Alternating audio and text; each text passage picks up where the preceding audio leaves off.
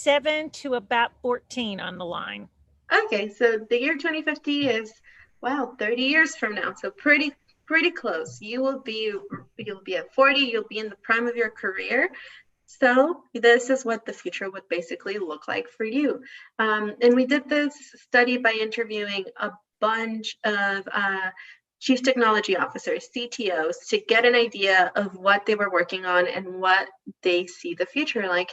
Not from just like, I can imagine this happening, but this is what we're working on, and this is what will happen. So I can just share my screen really quick and show you the video. And then gotta make sure share computer sound. And you can see the screen, correct? Yes. Ooh, yes. Perfect. Gorgeous. And so this is a day in the life of a little girl in the year 2050. So probably your kids.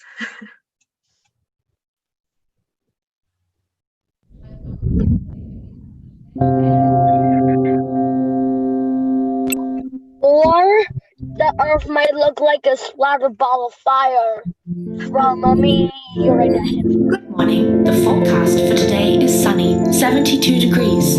Perfect for light casual wear.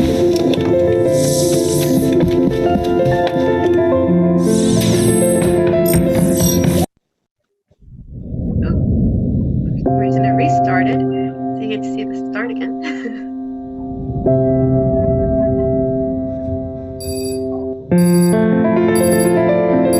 Good morning. The forecast for today is sunny, 72 degrees.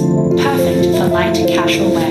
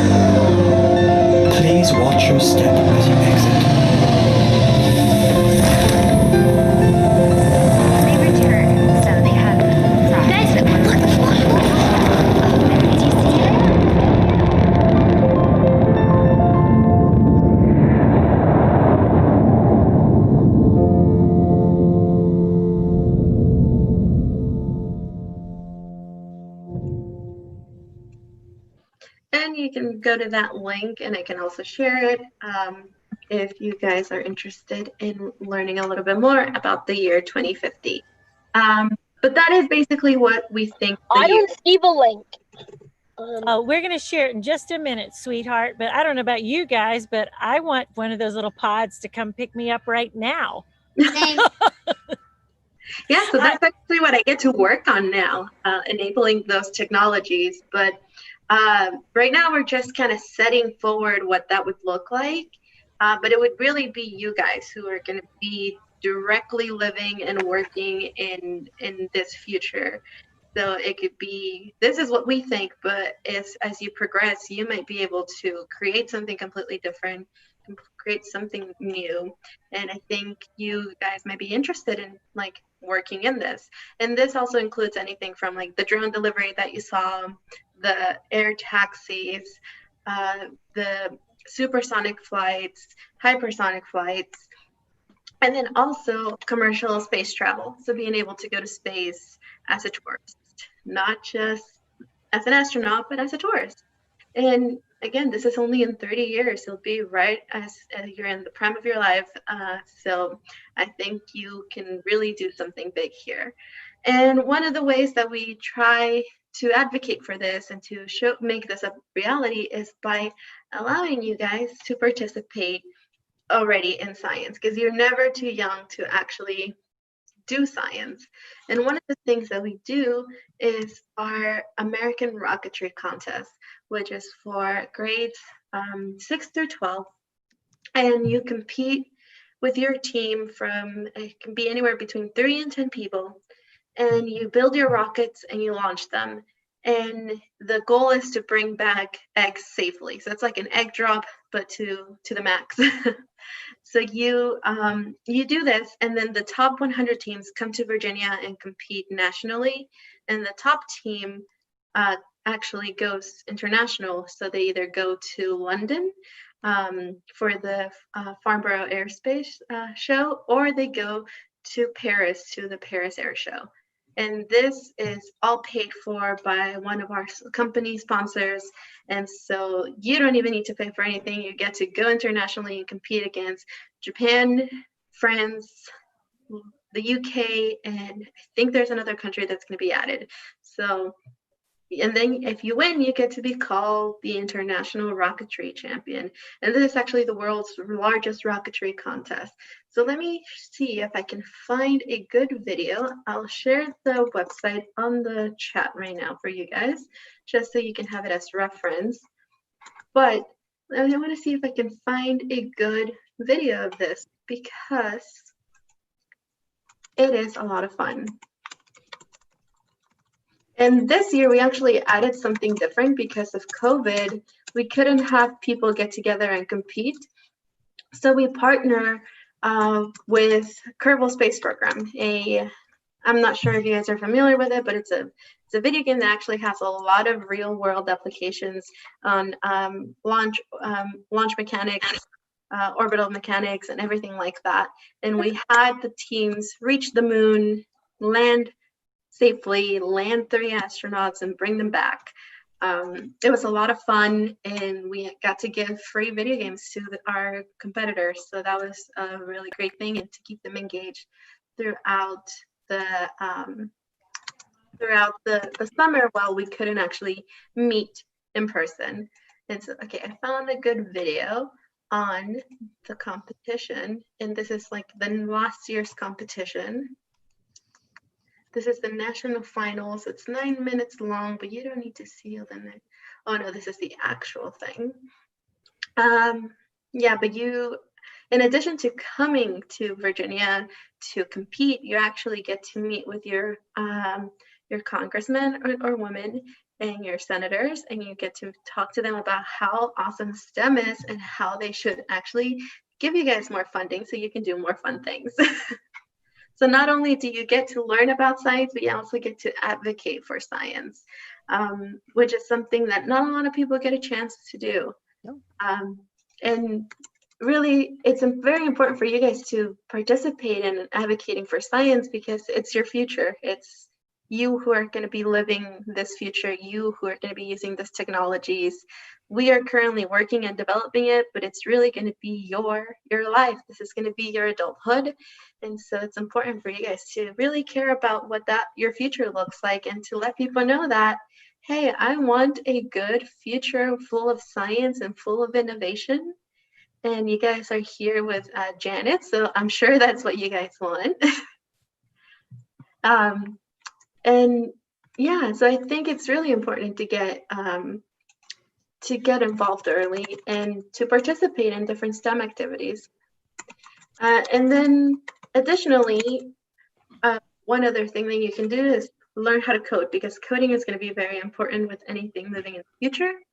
And there are different ways you can do that. You can also learn from MIT. They have a nice tool where you can learn how to code without actually knowing how to code. It's called Scratch.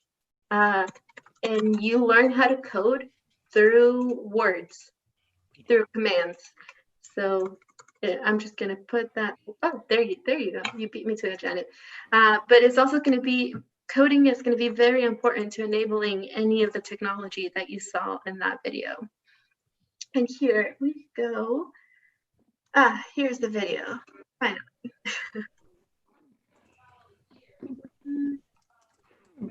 And tell them too what your undergrad or your degrees are in and how you got to AIA.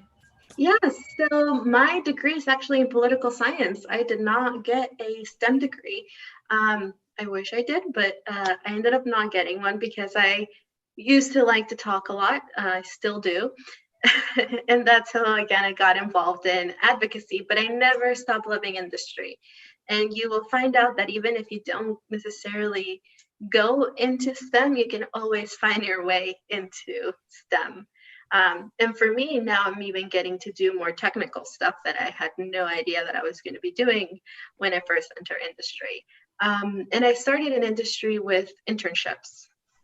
Keep that in the back of your mind as you grow up. Internships are really helpful because you get to learn about how things work, and you also get to learn if you like something. My first internship was with the House, with Congress. It was with the House of Representatives in their Committee on Science, Space, and Technology. Spent most of my time doing research on the reauthorization of the International Space Station, which was a lot of fun. That's pretty fantastic, guys. So write that down somewhere. When I am old enough, I need to get that internship. And that I love how she's talking about that. It's so absolutely true. And so take that one to heart and sock that away in your astronaut journal. I have one thing to say about the Le Bourget Air Show. You would think that something that's so well, fitted out with so many companies would be very expensive to get in. Now, of course, you would have to fly to Paris and stay somewhere, not in Paris, because, Le Bourget is on the top of Paris, it's outside. But, you would have to fly there, you'd find in a hotel. But actually getting for the full week to the Le Bourget Air Show cost $100. That's all it costs to get in for the whole week. So that's amazing. But like I said, most things that are really interesting to go to are like, $1,000. So, if you ever find yourself in the possibility to go to Paris around the time of the air show, go there. For $100, you can have a lot of fun and see a lot of very amazing projects. Yeah, I missed out this year because of COVID. Everyone missed out. Yeah, we all missed out. Everything was closed here in Europe. Yeah, I think the last air show anyone from our team went to was the Singapore air show, and that was the last. But yes, internships. Make sure you do internships. I actually started my current role as an intern. I started here as an intern in summer 2018. And then I've been working myself up in this company, started as an intern, then moved into research assistant, and then moved into a manager position. And now I'm in a different manager position, but with a lot more responsibilities, on track to becoming a director next year. I have a question about your internship. If you do an internship, would you say what would be the greatest benefit? The fact that the company can view your performance and get to know you, or is it the fact that you get to know the company and have an experience with what it means to work in that company? What's the greatest benefit? I think it's a little bit of both, because you are getting the chance to actually work on something that you didn't think you would get to work on at the start of your career. So you definitely get that hands-on experience, but also you get to know the people, and getting to know the people that work in the company is really important because you can find mentors. Also, another thing to really keep in the back of your mind, find a mentor. Mentors are people who will help you and teach you and guide you and give you advice when you don't know what to do. I know early on, mentors can be teachers. For me, I had a lot of teachers who had to guide me and, tell me like, maybe you should consider doing this or you should consider doing that. But it's really just people who have your best interest in mind and who will help you. And if you're here with Janet, I know that you're smart and you're driven. So just know that people will notice those smart, driven people and want to help you grow and want to help you get somewhere bigger, because when you're smart and driven, they know you're going to go and change things. So finding those mentors is really helpful. And I think an internship really helps you meet those people and find those people who can help you. Okay. And actually, with the American Rocketry Challenge, we provide mentors. That's good. I forgot about that part. We have a network of mentors who, when you go on the website under resources, there's a mentors link. And these are people, industry professionals who care about rocketry, who love rocketry. And so they're willing to help the teams figure out how to actually launch a rocket. And so they will help you, and they love what they do. So the more questions you have, the better for them, because they can talk about rockets for hours. And on that, I can show you a quick video on the contest. See, screen 2, share. And you guys can see the bright white screen. Mm-hmm. Perfect. Oh, that's just the logo. See, there's so many videos here. We did a logo reveal because we wanted to get a new updated look to our contest. So we did a logo, and actually some of our marketing competition, we also do a marketing competition inside the competition. And we paid an artist to do the logo for one of our teams. So, which turned out really awesome. That's so great. Yeah, we do our best to kind of give the students as much resources as we can, because we know that you love what you do, and we want more people.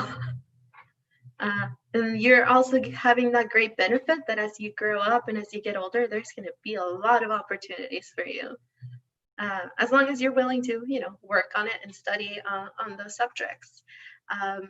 And for me, I mean, I never even realized that I was going to end up doing some technical stuff. Now I'm in charge of managing the portfolio that deals with drones, air taxis, atmosphere traffic management, urban air traffic management, and all of these incredible things that I'm learning on the job, but I never thought I would be working on.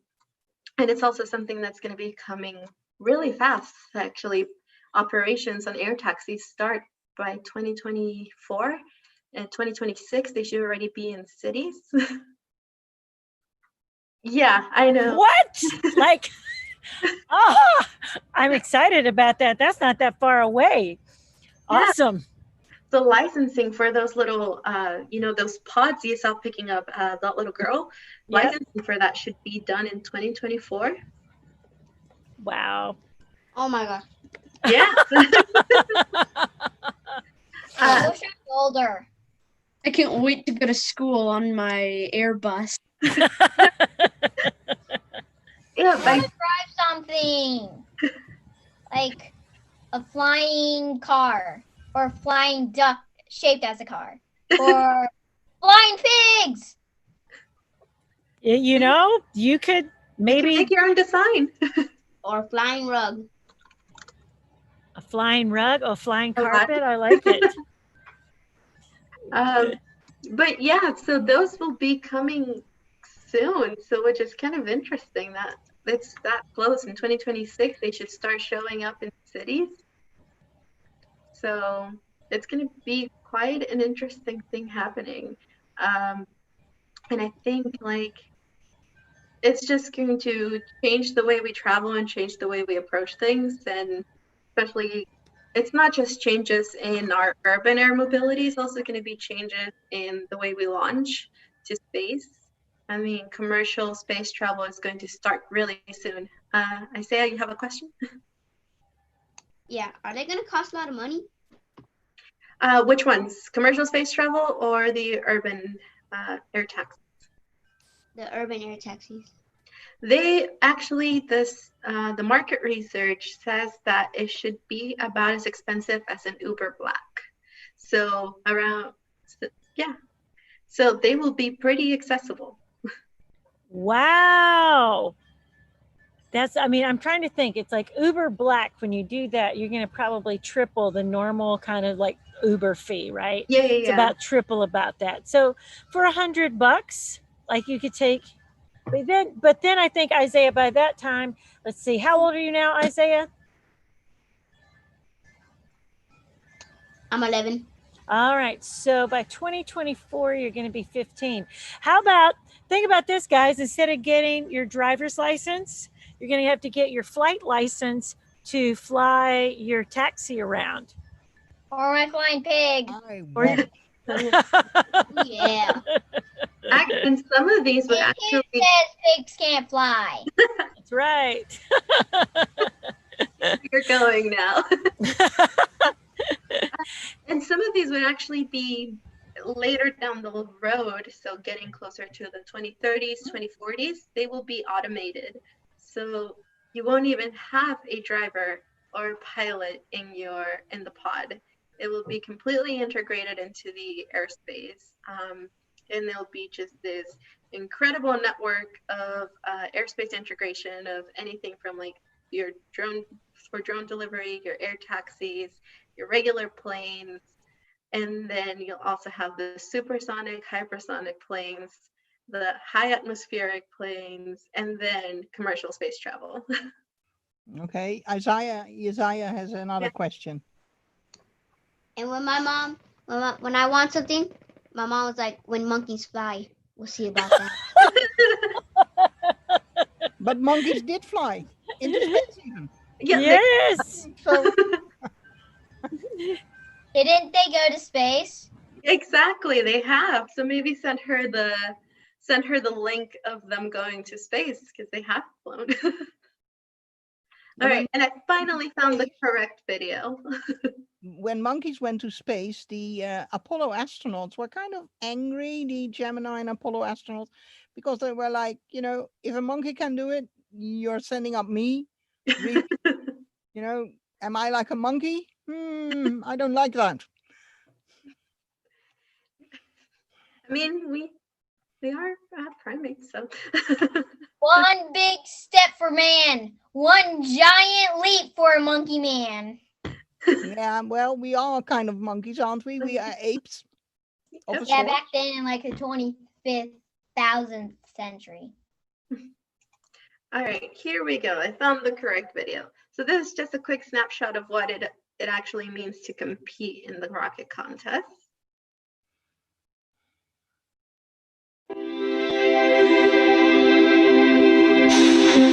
This is the 17th year of TARC, so we already have kids who were in high school when they started and came to this event, participated in this event, who have gone now through college, entered the workforce, who work for many of the companies that are sponsoring this. The other thing that this is really important about is building the diversity. Part of what we're trying to do is entrain a lot of groups that haven't traditionally been into aerospace, and it's been an incredible partnership between the NAR and AIA. It took a lot of time and effort to get to this place where the rocket is right now. We've been doing it for years. It's kind of a tradition for us at this point, but we enjoy doing it, and every year we do it, we get a little bit better. For like the team captains, they can learn leadership and how to manage their team, and for like the other people, they can learn how to like try to become a better listener and be able to collaborate better with each other. Walking around and meeting other teams, you can see what they do compared to you, and it's great. What I really joined is because I want to get noticed by NASA. These kids are beginning to learn that they're solving problems here, and the messaging that we're giving them, they're solving problems that they will be able to apply to problem solving in the future. They're learning how to solve problems that will be a lifelong skill and make them as great as they can be.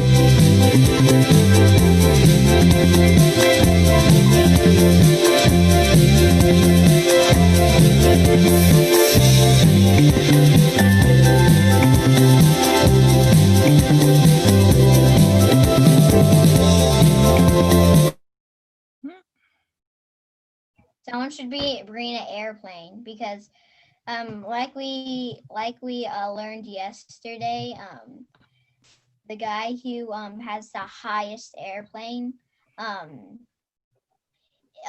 is already trying to develop a airplane that can go through that fourth thing. You're on mute, Janet. Thank you, Vincent, for remembering. We have talked about those supersonic planes they're working on that could get us around to places in half the time. And, NASA's working on supersonic without the boom, more like a supersonic thump, not a supersonic boom, so that we're not, destroying and bothering people and everything. And then we also had John Collins, who holds the world record for paper airplanes. And I thank you, Vincent, for doing that. We had a chance to fold that and work along with that. But think about this, guys. It's like, tell them a little bit about if they were to decide they wanted to do the challenge, because I found something here, if you don't mind me sharing my screen, that literally on September 1st, it actually kind of like the registration launched. How long? So they have from now until December of this year to go ahead and register that they want to be part of that competition. Is that right? That is correct. So you have from now until December to form your team, get together, start working together, start coming up with your plans. And then we will release the rules. Each year, the rules change on how high your rocket needs to go, how many eggs it has to hold. So every year, the rules change. That's because we have people who compete, like schools that compete almost every year, and we want to make sure that they're always being challenged. And then you start to fly. You start to fly your rockets, and then you submit your qualification flights. And we have people from the National Association of Rocketry that go and check your flights and make sure that you're doing everything correct. They certify your flights, and then you send it to us. We look through all of them, pick the top 100, announce them, and then you get to come, the top 100 get to come to the Rockets on the Hill into the national finals. And Rockets on the Hill is where you go and talk to your elected representatives and tell them why they should give you more money for science. Now, talk about the prizes, because these kiddos love to know about all the prizes. So if I click here, look at this, guys. Look at that. Yeah, so the first trophy, yes. You get $20,000 for your team and $1,000 for your school. And then you get to go on a free international trip with everything paid. And you stay in like trust me, we are jealous when we see the teams go internationally, because our member companies, they put you in the best hotels, they send you to the best restaurants, they send you to just the best of the best in your trip. Mom, get your money ready. Actually, no, Isaiah, win. Your mom doesn't need to pay them. If the grand prize gets to the UK, I'm at least going to some of the UK's theme parks. Yes. So Lucas also is going to while you guys are building all the cars, he's going to be building us a space roller coaster. So, yeah. So the AIA may have to be involved in some of your design process there, Lucas. But guys, look, even there are 10 places and winners, and then the top 25 teams each year. You go to a NASA student launch initiative. These are some amazing, amazing things, and you guys can be part of this. So if this is something you're interested in, maybe all of us can make our own. Oh, I was thinking we could have a Janet's Planet team and everything like that. You guys could come up with a cool name and everything. Oh, goodness. I think we might have a team forming here, Karina. So, but guys, and all those expenses are paid by Janet. So it's there you go. There we go. Right now, I bet we can figure out something. I promise that if you win the prize and get to the Paris Air Show, I'll drive to Paris, which is about 2 hours drive from where I live, and I'll meet you there. Okay, but I keep the money. Well, I think money. I think you have to like share the Yeah, you have to share the money. share the wealth. What did the With my mom. Oh, my school. Yeah. And yeah, and that also we'd have to figure out how to do that. But some of you are in Pennsylvania, some of you guys are in New Jersey. Again, even if you think this is a great idea, take it to maybe some of the kids in your school that you could form a team. You've got from now until December 1st of this year to formulate your team and then design your rocket. So it's definitely something to consider. The prizes are huge. The rewards for working hard and doing the work are great, but you can't do it just by, I think I'd like to make a rocket. Or maybe I'll go lay on the couch and play a little bit more, Fortnite or something. That won't get it. You're going to have to get up, build, research, do all of your things. I'd like to get out and do challenges, but also sometimes sit around and play Minecraft. It's totally okay. Like, we need to be well-rounded people, but we also, if we want to get to where we want to go, we got to commit to doing the work. So any questions for Karina? She's got a job, and I'm sure there's some emails she probably needs to attend to. So we're going to give you about 5 or 10 minutes to ask questions. All right, Vincent, you've got a question. Yes, sir. Go right ahead. Can you like attach something to like help build up your rocket? Like, we could attach an engine to like a motor of a drone. So the simple answer is depends on the rules for that year. And we also have a specific list of pre-approved motors to use, mostly for safety regulations. Yes. We want to make sure that you guys are covered under the NAR insurance. You can't just have like a motor that you use for a car, like. No, you would need some special licensing for that one. Unless if you're like one of those. I got a fake license. Let's go. I have seen some teams put their rocket on a drone and then launch it from the drone. Oh. You just gotta make sure you stay under a certain altitude, because if you don't, then you might be getting into commercial airspace and start disrupting some people's flights, and they might not like that. Pierce, what do you want to ask? How many engines can you put in? I'm not quite sure how many there are for this year, but the rule should be under the FAQ side of the website. You can get more information on what the actual requirements would be like.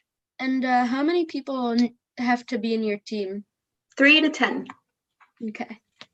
So it can be you and 2 more friends, or you can talk to one of your teachers and just set up a class. Some teachers, what they actually do is when they're teaching their science stuff, they will actually use this as a curriculum and then have the class separate into different teams and compete. That's good practice. I have a really weird idea. For my team, for some reason, it'll be really, really weird what I'm thinking, but for some reason, I wanna form a team that will have Ander, my best friend, and me, and then we will make that. And like me, the brains, and my best friend, which is Ryan. He can be more of the physical guy. I like builds it and stuff. He's really good at playing baseball. Well, he might be really good at building rockets. So I'm going to share the link. And as I'm looking at, and once we say goodbye to Karina. But it would kind of be weird for Ander to meet my best friend for some reason. Okay. Yeah, but it might be online and everything. Anybody else? So Pierce, we had his question answered. Any other questions you have for Karina before we bid her a good thank you for coming on today? Other questions, Christopher? Oh, Vincent has another. Again? Yes. What's your question, Vincent? How much people do you need to make a team? She just answered that. And anywhere from 3, you have to have at least 3, and you can go all the way up to 10. So at least 3 and all the way up to 10. When she bids us goodbye, we're going to go to that page and I'm going to go kind of like over those overview and how you can apply and what those things look like. Any last things you want to tell us, Karina? You're never too young to start doing science. Never, never too young, and never too young to actually make a difference. Like, we've had teams of 6th graders actually win this competition. So you're never too young. Always keep learning. Always ask questions. Sometimes some people can tell you that asking questions is not good, but yes, always ask questions. Always get answers. And never, never stop learning, and always like look for more. Thank you so much. Everybody unmute and say thank you. We're going to stay online. We're going to let Karina go and get those emails that I know that are coming with that promotion. Thank you so much for your time today. Everybody say thank you. Thank you. Thank you. Bye-bye. Bye. Bye. Bye. Thanks. All right. I'm going to go here to, guys, the actual website here. So consider, it's like basically, and I'll put this here in the, in our, Quick question. Where are you? I am actually outside on my back porch. It was like, I have to tell you that I was telling Dharma this in the chat, is that there are times that just sitting in the house, like and meeting after meeting, I'm going, I've got to get outside. And the weather right now here in Nashville is pretty much picture perfect. And as you probably seen me throwing the tennis ball, Dude, my puppy, continues to also drive me bonkers. But let's take a look at this. I'm going to post this link in chat before I forget. And here you go. So if I were you, copy that down, but I'll also make sure that I send this to all of your parents. So the registration is open. If you've got pen and paper and want to take some of these dates down, you have until December 1 to form your team. And now, Lucas, and anybody not in 6th grade, you're just going to have to maybe practice and use this as a good time to practice. But you have to be in the 6th. I'm in 6th grade. Yeah, so 6th to 12th grade, you can make this happen. But as of yet, they're not knocking this down to elementary. So again, something to plan on and begin to make a good strategy in the next few years. And so teams are made up, like she said, of 3 to 10 students between 6th and 12th grade. You're going to need a supervisor and an official contest mentor. I believe the AIAA will provide you that mentor, but you've got to have a grown-up or a teacher. And basically, once you make your my school teacher be a mentor. That could, well, because it's like, wouldn't it be even, it's like the school teacher's great, but wouldn't it be cool to have somebody who actually builds rockets be a mentor? Yes. That's well, maybe you, Janet. Well, I don't build rockets, but I know people who build rockets, but I could maybe be your teacher. But again, that's a 6th for the 12th grade. Now, you're going to have those access. And again, if you're coming from some schools, if you guys were to decide to do this for schools, this is why I'd say have your teachers at schools take a look at this. Now, an overview of the competition. This is where, again, you have to decide that you're going to do it. Figure out, okay, we can make this happen. There's a rocketry supply shopping list. Again, all of that's going to come to you after December 1. And you will have from December until April to build your rocket, test it out, submit all of your qualifying kind of flights, and then do a video, and you record your best, your best launch, your best altitude that you got. And so let's see, the 2020 rules are, and again, they're keeping all of that under wraps, it appears. So the most that you guys could do right now, and here's where I would say this is the important part. You guys decide who you would want to make a team. I kind of think because there's at least $1,000 coming back to your school, that going and finding teammates that might be part of your school, because then you could build it together, you could test it in the same region of the country. But I just want to encourage, yes, Isaiah, I see you have a question. What do we do? Because I'm homeschooled, like homeschooled. Do you have like a homeschool group at all? No, I'm just like single homeschooled. My mom teaches me. Gotcha. And you are in the Texas area, correct? Yes.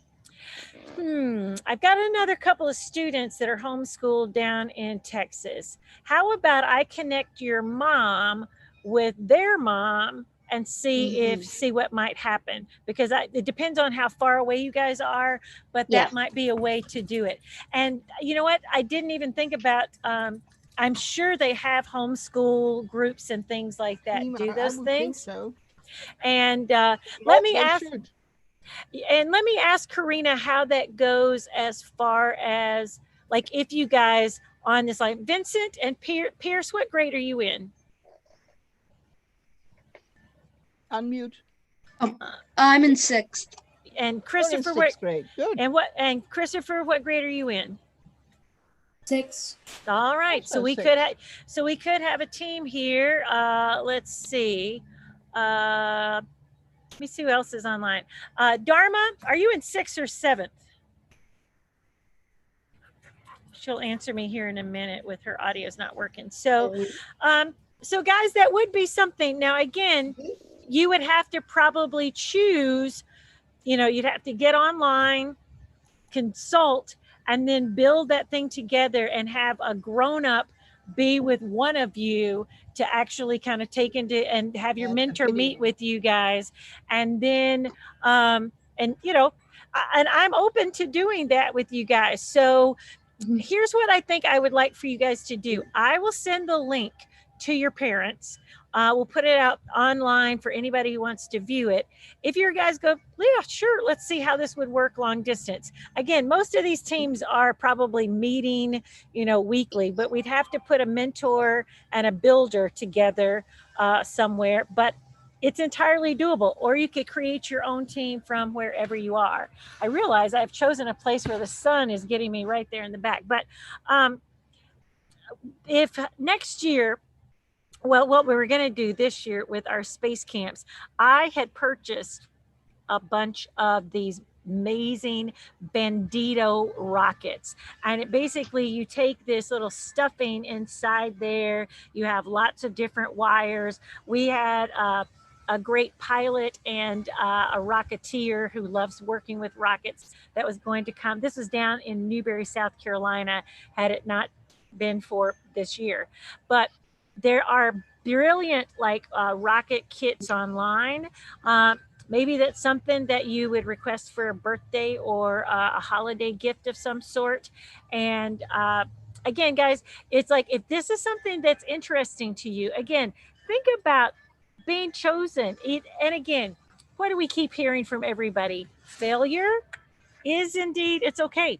So say you did it and then you didn't get to be the top 25 or the top 100 teams that gets to go to Washington, but you learned something along the way. And then next year you do it better and you figure out a way to do it, locally or with some other friends. But I just think these opportunities, I mean, when we've been talking about NASA Next Gen STEM, Zoom without the boom, and that the AIAA, this is no longer something that you're just reading about in one of your a favorite sci-fi novel. This is something that people like Karina Perez are doing. And again, guys, did you hear? She didn't start out, she was political science. She wanted to advocate for things and she finds her way here. And now she will be advocating for the airspace for these air taxis. I know it sounds like we're talking some crazy science fiction, but this will be real in your lifetime. Yeah. I mean, when Isaiah realized that by 2050, he'd be, late 30s, early 40s, you're going to be the prime age. People are going to be looking at going, you'll be 41 and people will be going, hey, Isaiah, what do we think we should do now? Where should we go now? What next exploration shall we do? So think about that, talk to your grown-ups, and if you guys want to form a team, we'll figure that out. Does that sound good? All right. So I had a request. Artemis, like in your lifetime, did you conceive, like I know when I was a little girl, I always thought that there would be flying cars. Did you have a vision of that when you were thinking about space travel and those kinds of things? Well, we had this sci-fi cartoonish figures, the Jetsons. And they Yes. would have, a robot that would be cleaning the floors and things. And actually, we do have those now. And, we would have machines that would be making our food partly. And I mean, we have a microwave and we have a lot of machines in the kitchen. So actually, that came quite close through. And then this whole idea the Jetsons had also that if you wanted to buy something, you simply would go, and speak to a monitor, and then you would order it, and that's basically what we're doing nowadays. So there's a lot of stuff that's there. The only thing that didn't come true is there flying cars. Now, about flying cars, it's not just building the car, it's also making it safe, of course, if you're flying, so you don't bump into each other. And that's no different than when we started to build cars. When we first started cars, there was no rule that a car needed to have a brake. Can you imagine? You're driving with a car and there's no brake. Because, well, there was no rule that there needs to be a brake. You're in big trouble. So accidents happened. Accidents happened with the people that were driving the car themselves.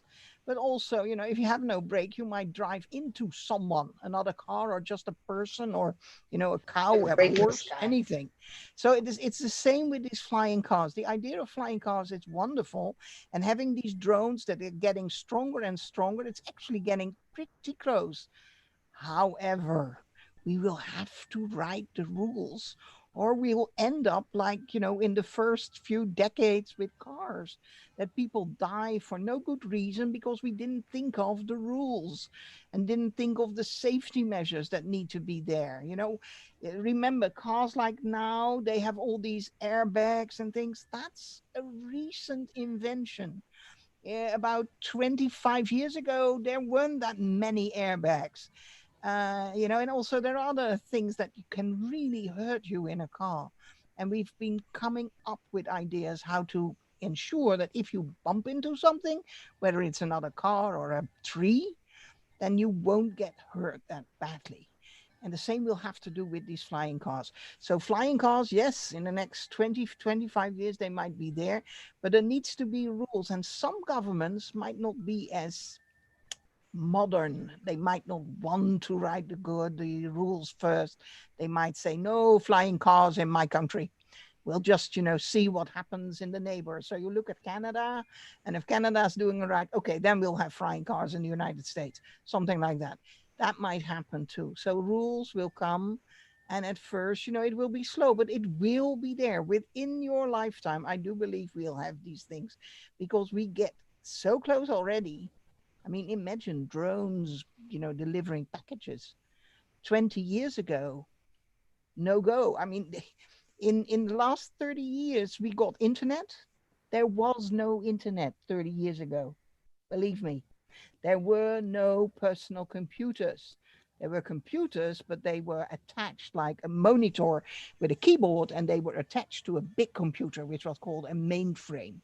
Only in about 95, so 25 years ago, they started to become in the households, and they would be really expensive, like this 65-inch 4K UHD TV right now, that, or 8K, because they exist as well already. And of course, they're there, these televisions, but they would be expensive. Same with 25 years ago, to have a computer, that wasn't, just for anyone to buy. It wasn't the same as, an expensive trip to space, like it's really expensive still right now.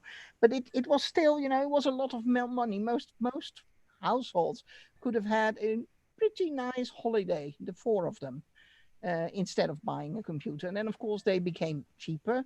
Same with mobile phones. I can tell you, about 22, 23 years ago, they became more mainstream. Of course, they were bigger than they are right now, or at least heavier. And they had no screen, and it was nothing compared to what you have now. But they were there, and it meant that if you got into in your car and your car broke down, you could stay in your car and make a phone call and say, help, help, please someone come and fix my car because I'm on the side of the road and it's not working. And that was a big improvement compared to what we had shortly there before. And then of course they became better, these little machines, these cell phones, and your computer became better, and your computer became cheaper, because about in 2004 I bought myself a laptop, and it costed 1,500 euros 16 years ago. 1,500 euros. That was a lot of money. Nowadays I can have a really pretty good laptop for 700 euros. And 700 euros is not the same worth of money like it was 16 years ago. So things change, things go up, things become accessible for normal people. Like flying became accessible somewhere in the 70s. But before that, only people, that were high up in companies would fly. Or you would have to be rich, but not normal people. Yes, Isaiah. I was just gonna ask, are we gonna do Kahoot today? We are going to do a Kahoot, and that is kind of a perfect transition. So we're going to say goodbye to anybody watching online. I'm going to stop the live stream. You guys have a good day.